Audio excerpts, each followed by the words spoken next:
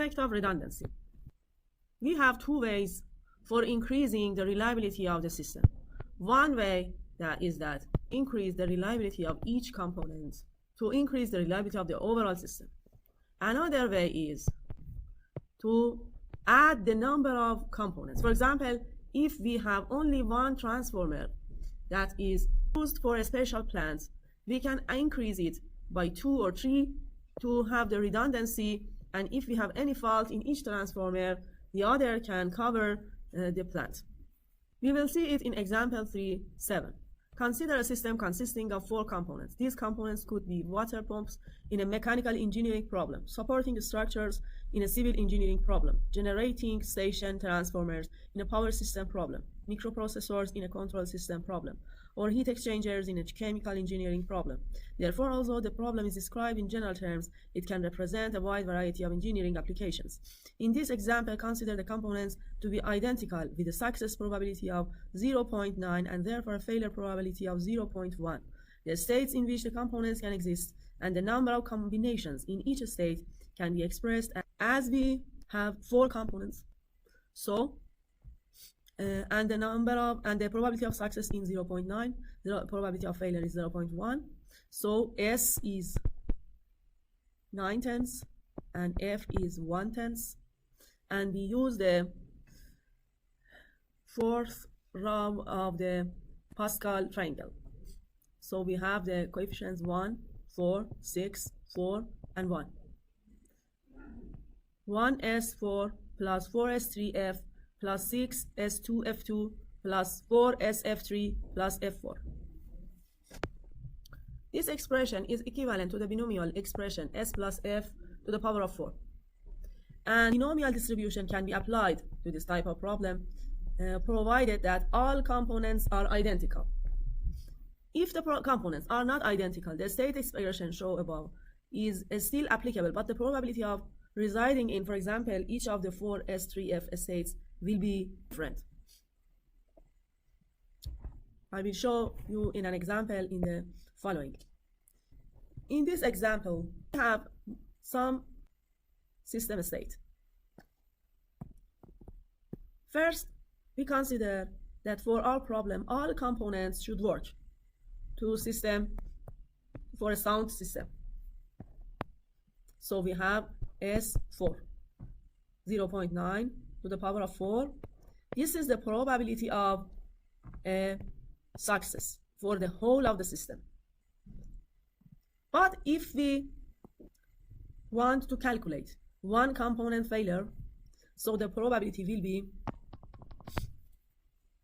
each of the 4 components can be in the failure state. So we will have 4 multiplied by 9/10 to the power of 3 multiplied by 0.1.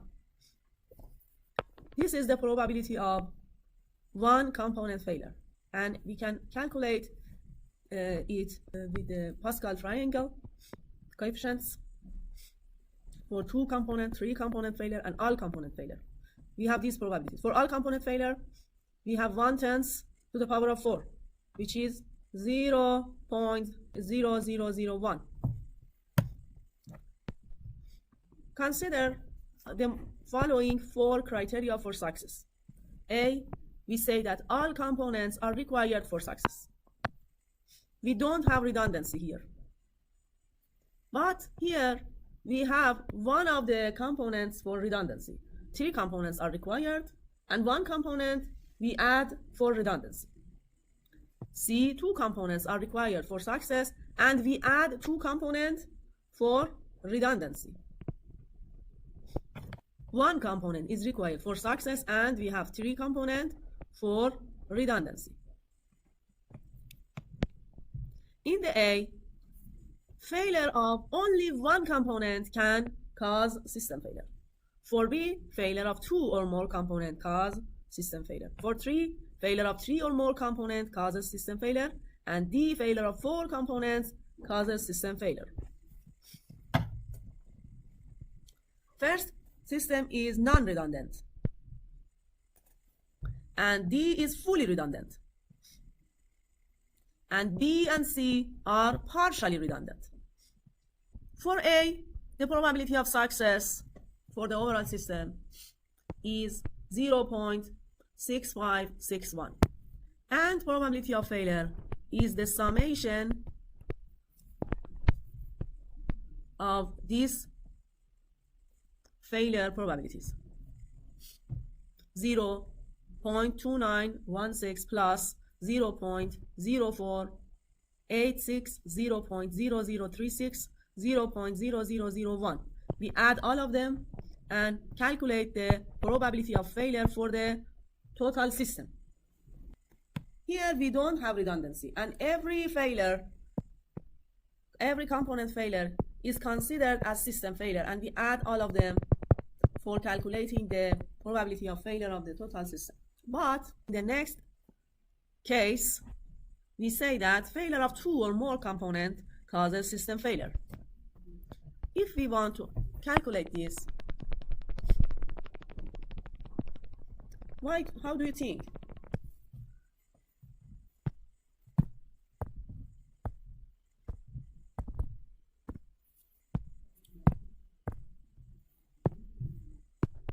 We have these two states as acceptable. One component failure cannot cause the system failure because we have an extra component that is the for redundancy of the system. So the probability of system success is by adding these two numbers. You can add them. Please add it with your calculators. 7. What is this? The probability of success for a system with 1 redundancy. And the probability of failure is 1 minus probability of success, or we can add these 3 numbers. Please add them. 0, 523.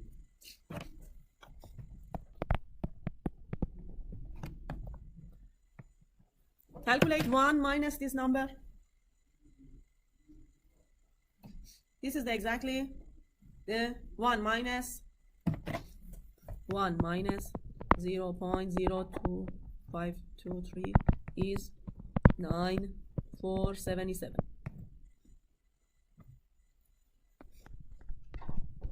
We have another case. 2 components are required for success and 2 components for redundancy. We will go and calculate it again.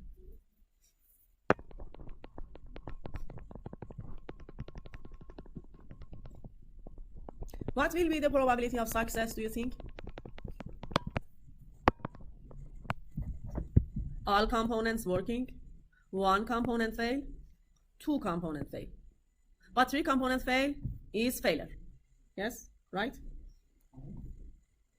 If we have 2 redundant, so if we have failure in 2 components of the system, we won't have any problem. So we can add all of these states for the probability of success. Please add these 2 numbers for probability of failure. 100.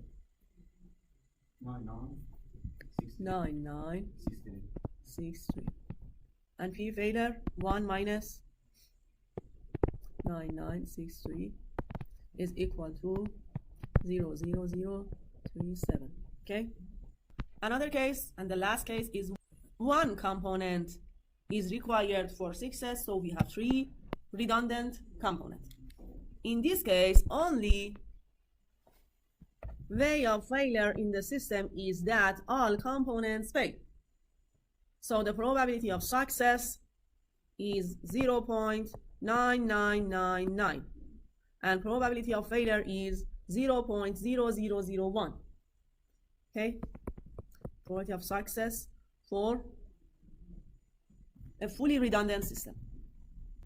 For a system with a number of components of 4, 5, 6, we calculate this. You can calculate for the 5 and 6 number of components in the system. As a homework, calculate these numbers. homework. Consider a system with 6 number of components and calculate these numbers in this table, which are the number of components required for system success. For the first row, we have 6. All of the 6 components of the system are required. So we have s to the power of 6. Calculate s to the power of 6, 0.9 to the power of 6. This is 0.531441. Exactly this number. This is s to the power of 6. What is s? S is 0.9. Please calculate all of the numbers of this row, of this column, and in this column at home, and send me your calculations in Telegram or WhatsApp or email. I want to see. We see that for the system with no redundancy, the reliability of the system decreases as the number of components increase. You see here, for one component without redundancy is 0.9. We add the component of the system without redundancy. For a system of 2 components without redundancy, we have the reliability as 0.81, which is less than 0.9. For a system of 3 components, the probability is for success without redundancy is 0.729. For 4 components, we have 0.6.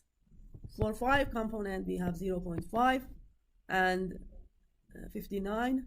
And for 6 components, we have 0.53. As you see, when we add the number of the components of the system, if we don't consider redundancy, we will destroy the reliability of the system. So we cannot design a complicated system with a large number of components without redundancy. The reliability will be decreased very fast. For systems containing total redundancy, the reliability of the system increases as the number of components increase. As you see, for one component, we have 0.9. As we have 2 components with full redundancy, we have 0.99. 3 components with full redundancy, we have 0.999. Full redundancy, what is the meaning of full redundancy in a 3-component system? It means that you have one main component and 2 spare components. It is full redundancy. For a 4-component system, the reliability will be 0.9999. And 5 component, we have 0.59. And 6 component, we will have 0.69. The reliability increases for a full redundant system as the number of system increases. But we increase the cost also. Here we use 2 spare for a system, so we should pay 300% of cost. We will have more cost. Example 3.8. We consider example 3.7 with 4 components available, but introduce the additional aspect of component rating expressed as a percentage of the required system output. Assume that components are connected in parallel and that operation of any pump does not affect that of the others. System success is defined as a minimum percentage of maximum system output, so that an output less than this minimum output is defined as a system failure. For component rating of 100%, success criterion is the percent of maximum system output. When maximum system output is 100%, we have one component required with reliability of 0.9999. Please argue about the numbers of this example as a homework and calculate all of them. Every number in this table. Please calculate all of the numbers. This homework and the other one that I gave before in this session, which is here. This homework has 1 score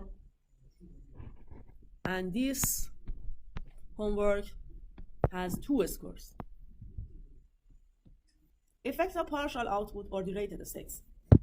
In the last section, we see that the system states could be combined to form a 2-state system in which one group of states could be classed as success and other as failure.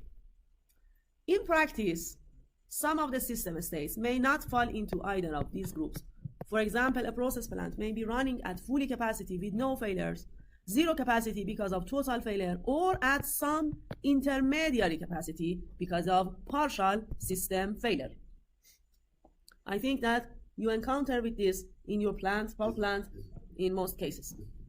You don't have total failure, but the system can work partial. So it is a partial output. It is not success, it is not failure, it is a partial output or a derated state.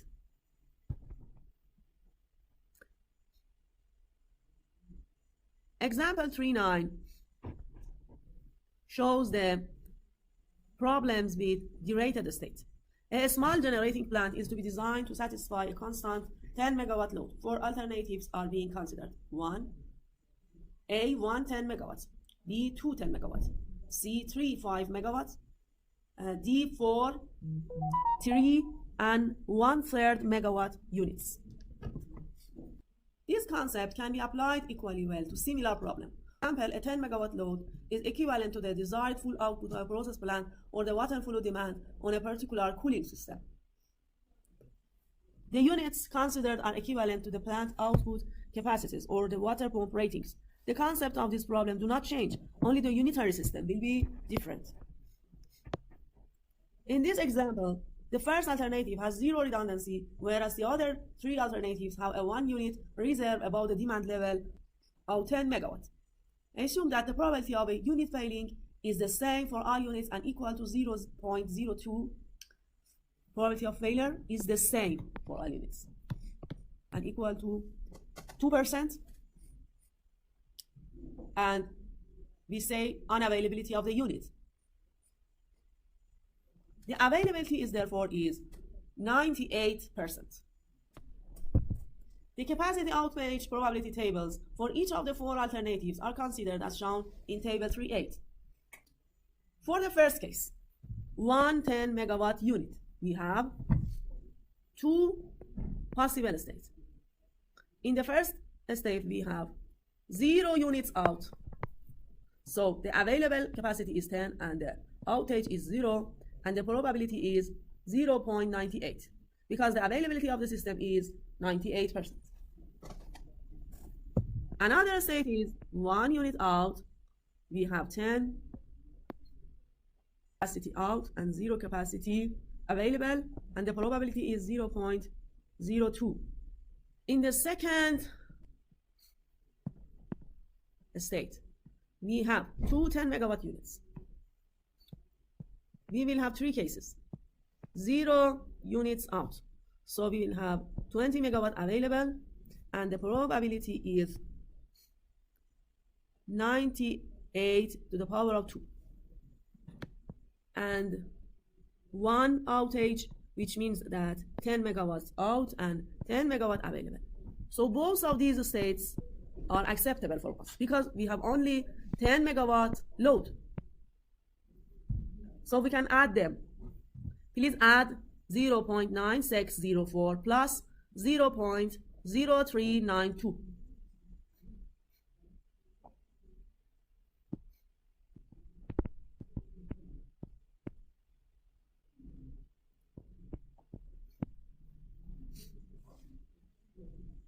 Okay. I can calculate from 1 minus 0.0004 also to reach this number. So this is the probability of success and this is the probability of failure. For C, we have 3 5 megawatt units. First case, 0 failure. We have 15 megawatt available and 0 megawatt unavailable. And the probability is 0.941192.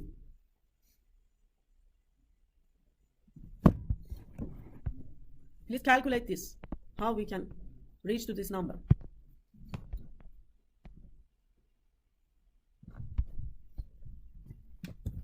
Calculate this. This is 0.98 to the power of 3. Okay, right? We have 3 megawatt, 35 megawatt, and 0 unavailable. All of them are available. So we have 0.98 to the power of 3, right? For the first case, we have this. For the second case, we have 5 megawatt out and 10 megawatt available.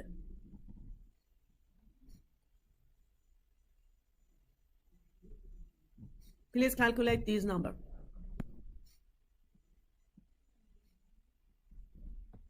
This is 3, 0.2, and 0.98 to the power of 2. Please calculate. The answer is 0.057624. Both of them are acceptable because 15 and 10 are greater than 10, which is the load of the system.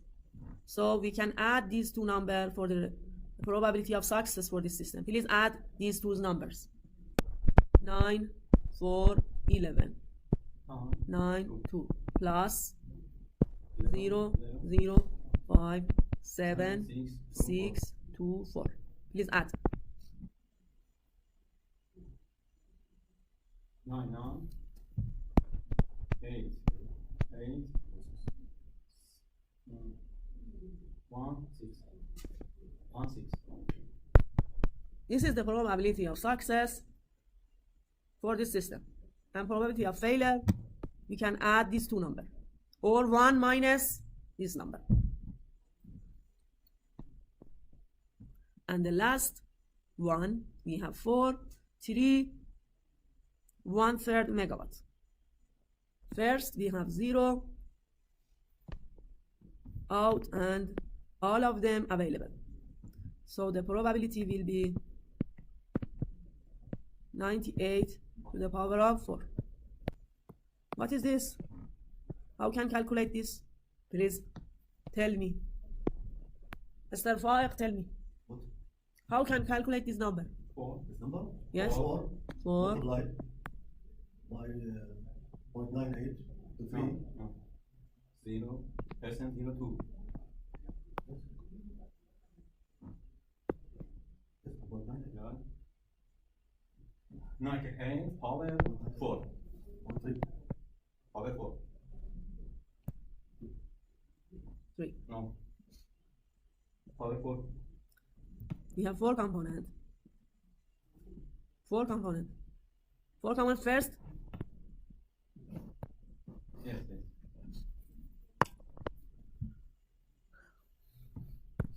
How can calculate this row? This number. Please tell me, Mr. Faiq. 6 multiplied by how2 to 2. How2 0.98 to how2. Okay. 6 multiplied by 0.02 to the power of 2 multiplied by 0.98 to the power of 2. Clear? So, what will be the probability of success for this system? Summation of Summation of the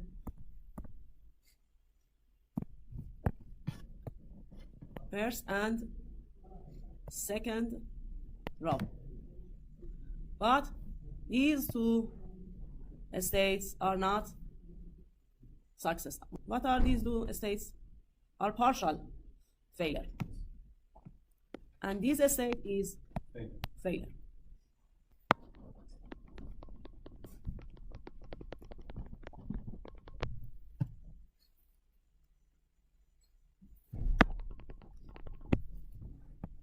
Please add the probability of success, partial failure, and failure we have.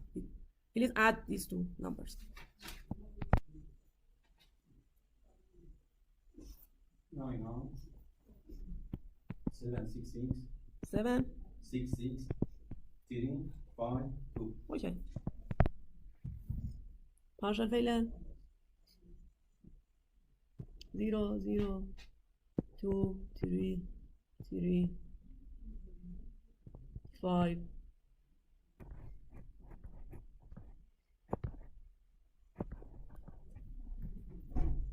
We have a table of expected load loss for all of the cases.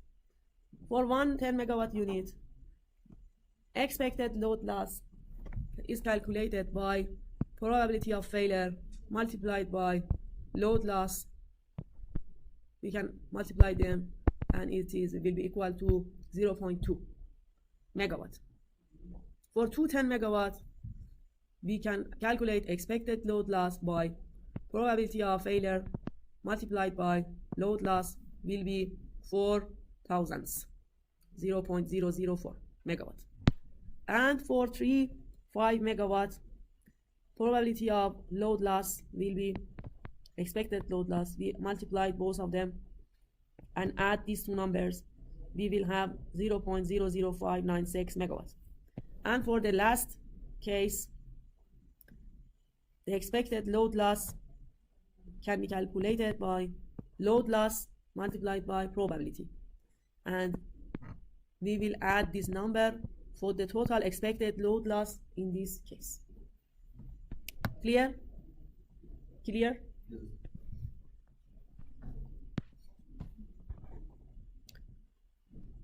In terms of cost, here we have 1 per unit of cost. Here I have 2 per units of cost. Because we have 2 10 megawatts, the cost will be 2 times. Here we have 50% more than the base cost. And here we have 30%, 33% extra cost. And we can compare the expected load loss in this column. The conditions of the design and the requirements determines which one could be the best choice for us. It depends to the problem. We should consider a balance between cost and reliability.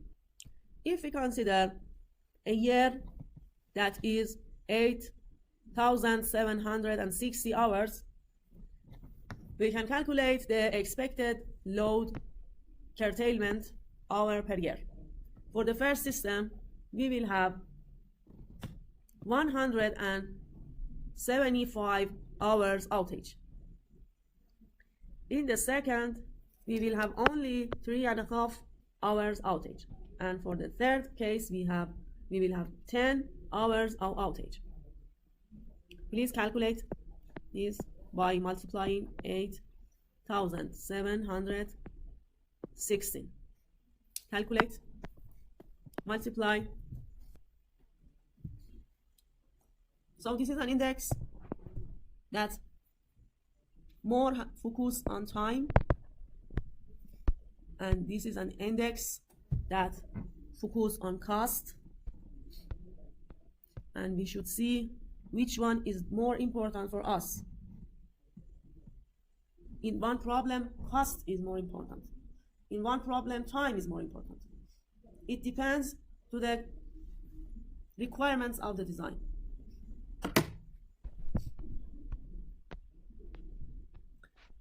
In the next session, we will see the effect of unavailability,